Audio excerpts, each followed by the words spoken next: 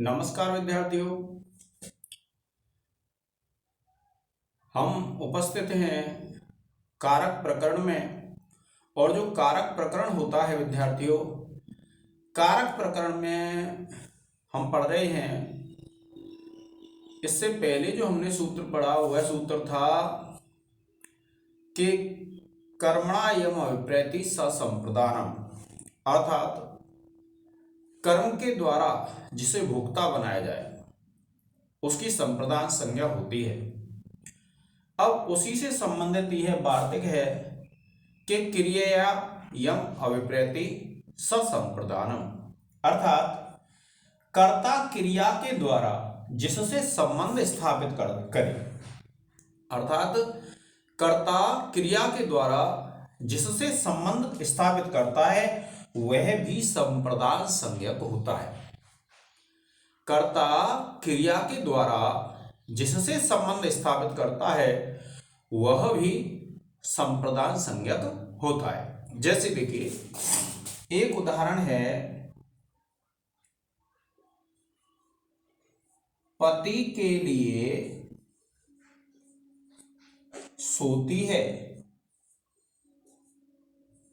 यह क्या है? एक वार्तिक है और ये उदाहरण है कि कोई पत्नी क्रिया कर रही है।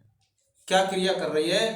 कि वह अपने पति के लिए सो रही है। तो पति के लिए सो रही है तो किससे संबंध स्थापित कर रही है? कोई भी स्त्री अपने पति से संबंध स्थापित कर रही है। तो पति से जब संबंध स्थापित कर रही है तो ये जो पति है वो क्या हो जाएगा? संप्रदान संज्ञक हो जाएगा। और आप जानते हैं जिसकी भी संप्रदान संज्ञा होती है उस संप्रदान संज्ञक में चतुर्थी विभक्ति आती है, चतुर्थी संप्रदाने सूत्र से। कौन सा सूत्र है? चतुर्थी संप्रदाने। तो ये बनेगा आपका पत्ते सेते, अर्थात पति के लिए सोती है। इस प्रकार से ये आपका हो जाएगा। आप इसका एक स्क्रीनशॉट ले लें विद्यार्थियों।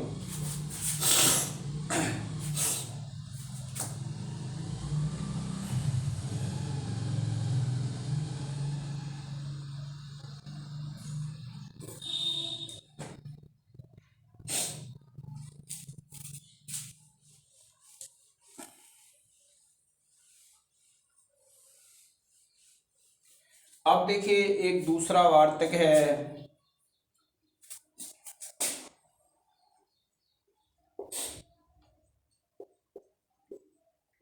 यजेह कर्मणः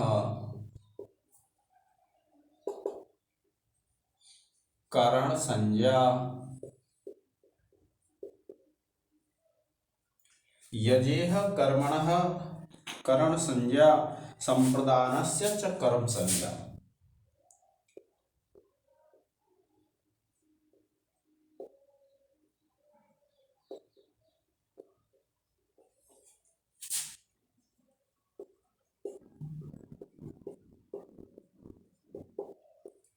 देखिए, इसका जो अर्थ है वह क्या है?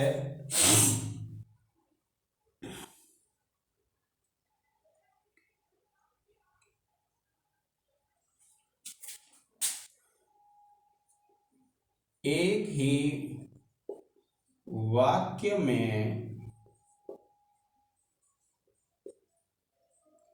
यज धातु के योग में, एक ही वाक्य में यज धातु के योग में यज के कर्म को करण संज्ञा,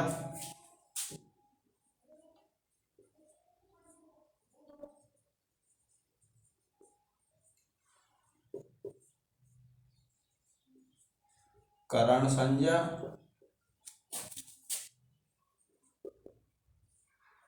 और संप्रदान को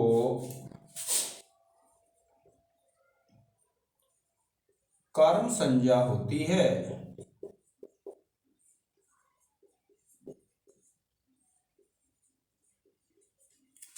देखिए इसमें ये बताया है कि यदि कोई एक वाक्य है और एक वाक्य में यदि यज धातु का प्रयोग हुआ है तो यज धातु का जब प्रयोग होगा तो उसका जो कर्म होगा यज धातु को उसकी तो हो जाएगी कर्ण संज्ञा।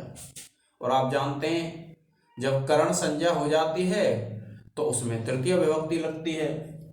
और जो संप्रदान होगा अर्थात जिसके लिए दान दिया जा रहा है वह जो संप्रदान होगा उसकी क्या हो जाएगी कर्म संज्ञा। तो आप जानते हैं उसमें कौन सी विभक्ति लगती है, कर्म में द्वितीय विभक्ति लगती है। अब देखिए उदाहरण है, जैसे उदाहरण है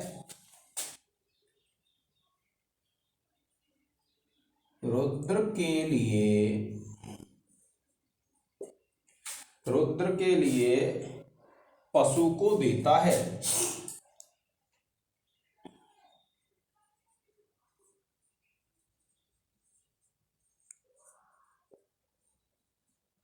तो अब देखिए ये तो हो गया संप्रदान। क्यों?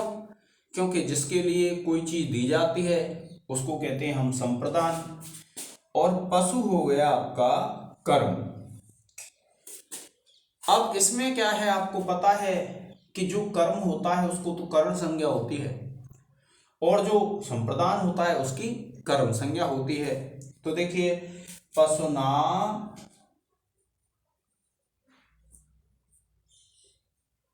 रुद्रम यजते। अब देखिए ये जो यज धातु है, यज धातु के कारण जो कर्म जो संप्रदान था उसकी कर्म संज्ञा कर दी। और कर्म संज्ञा करके उसमें कौन सी विभक्ति आ गई, द्वितीय विभक्ति आ गई। इधर जो कर्म था उसकी कर्ण संज्ञा कर दी और कर्ण संज्ञा करके कर्तृकर्णयोः तृतीया जो सूत्र है उससे इसमें क्या आ गई विद्यार्थियों, तृतीया विभक्ति लग गई। तो ये वार्तिक है, आप इसका एक स्क्रीनशॉट ले लें विद्यार्थियों।